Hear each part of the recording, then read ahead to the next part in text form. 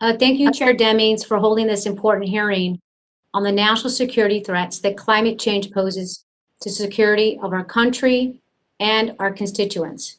Without major action by the United States and countries around the world to reduce emissions, we are at risk of global temperature increases of 3, 4, or even 5 degrees Celsius. I believe that we need to make clear to the American people that this would mean that we have to take bold action to head off this dangerous future, something that we will start to do with the American Jobs Plan. We heard, Mr. Nye, you gave the analogy that I really loved about climate and our planet and a 747 airliner. That really resonated with me, and I thought it was a great analogy. And I want to take that analogy one step further. You know, if our Earth were the 747, right now we've seen the 1% degrees Celsius warming. We're experiencing, with only that 1%, significant turbulence from that change in our climate, stronger droughts and wildfires and hurricanes. And so, Mr. Nye, I was going to ask you, what would the state of that 747 be and our planet on our homeland be if we were to get to the 3%, the 4%, or the 5% degrees of Celsius of warming? I know you spoke a little bit about this. Is there anything else that you want to add? Well, the climate models are accurate. The computer models have proven repeatedly to be robust. I referred earlier to the study that Exxon kept internal in the 1970s, and then in 1982 is the famous document or infamous document. They were concerned with, as the state of the art of the computer modeling at that time was doubling of carbon dioxide in the atmosphere. And they predicted that the poles would be more severely affected or have greater swings in temperature and more ice melting. And that's proven to be true. They talked, and doubling the amount of carbon dioxide would take it from, in those days, 340 parts per million to 680. Well, my friends, were well over 400 and parts per million, or 415 and worldwide. And as it gets bigger and bigger, the effects are going to get stronger and stronger. Now, you've heard people say this, but trust the science, everybody. It's a real thing. And I like to remind everybody who's watching.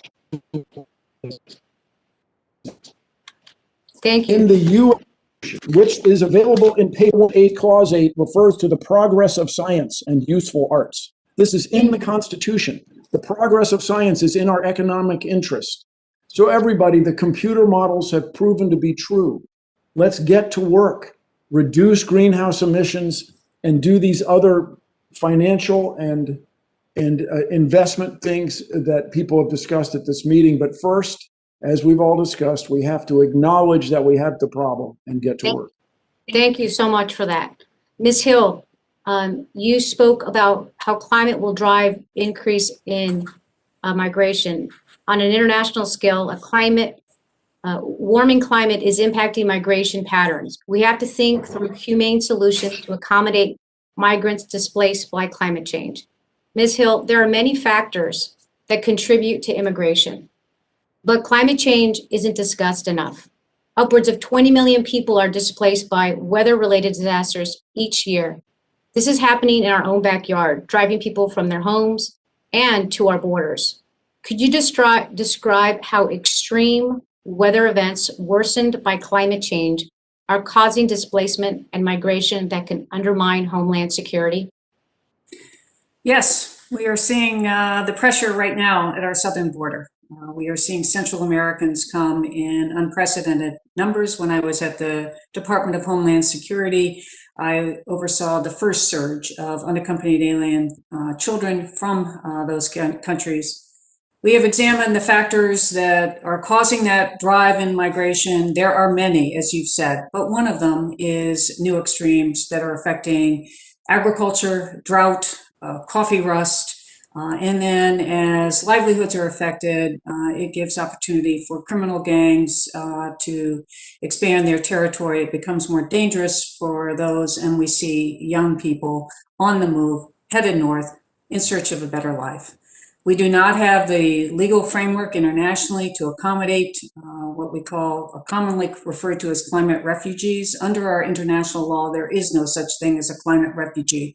So as you so importantly point out, we need to come up with a better system to address the flows of migration that will be driven by climate change. We're already seeing unprecedented people on the move just this year in terms of even in the midst of a pandemic. And 3/4 of approximately 40 million people on the move were driven by climate extremes, droughts, floods, and other acute events that cause people to leave their homes. We need a plan, and we don't have one yet. Thank The you. gentlewoman's time has expired. Thank you so much. I want to thank our panel for their expertise and their